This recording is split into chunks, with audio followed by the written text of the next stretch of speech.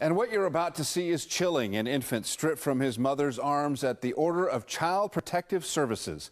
Families across the country have accused CPS of making up malicious lies to take children into custody. But what happens when CPS workers are busted for falsifying evidence? Gina Silva reports absolutely nothing. It's part of our Fox 11 Investigate series, Lost in the System. Police department! Police enter a home, guns ready. A crime in progress? No, a social worker called them in. I'm gonna grab your baby and don't resist and don't fight me, okay? The cops take the baby. No court order. They just hand him over to Child Protective Services, known as CPS. Parents say it's hard to believe until it happens. I was just in shock. It's horrible what they do to families. It's a scary agency. Those parents and many others we've spoken with claim Child Protective Services in Orange County is out of control. They say some social workers lie, fabricate evidence, even perjure themselves in schemes to take their children, often for trivial reasons. If a parent does not act sufficiently deferential at the first meeting with a social worker, they stand a very, very high probability of losing their child. Deanna Fogarty, a former Miss California, says after she argued with her social worker, Marcia Vrieken made up lies about her. I said to her, if you just walked into a court of law, lied, and cost me my children. Based on the social worker's testimony, the judge took away Fogarty's 2 daughters.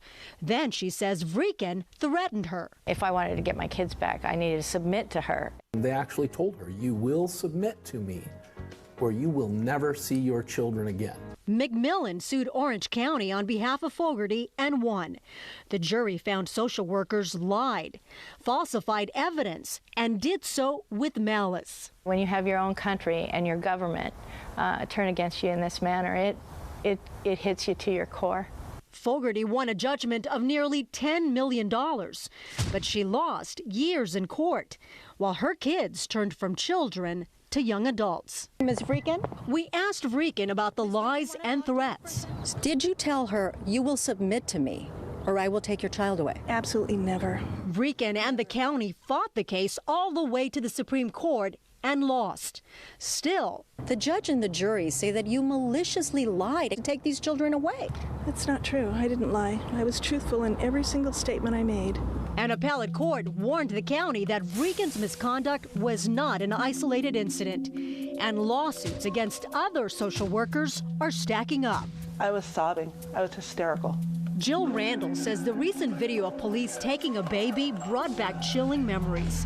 She says her social worker used Huntington Beach police to take her 4-year-old son. I was on my knees, begging her not to take my son. Randall had written a letter supporting her then boyfriend in a separate custody case.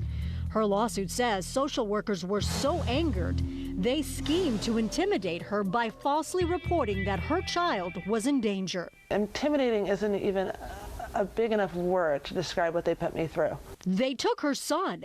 Then she says social worker Maisha Hammond made up lies about her. Social worker Hammond accused me of being in the Aryan Brotherhood. Apparently I'm in a male prison gang. A family court judge immediately returned her son. Orange County admitted no wrongdoing, but settled the case out of court for $325,000. I am so upset that a government agency that I pay tax dollars into, that I pledge allegiance to, can do this to a normal, everyday family. We asked Michael Riley, the head of Orange County Social Services Agency, if the workers were disciplined at all. Those are all personal matters I cannot speak to. In case after case, Riley denied any wrongdoing by his social workers. Absolutely not true. And yet, the county settled for almost $250,000. Technicality, unfortunately. Riley said if people could hear all the facts, they'd understand. But confidentiality laws restrain him. There's so little that we can respond to.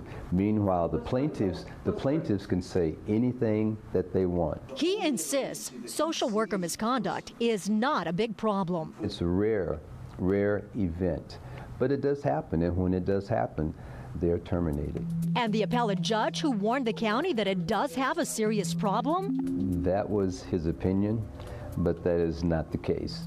Sean McMillan, just shakes his head. If management, the top management, believes their workers even though nobody else does, how can we ever get change?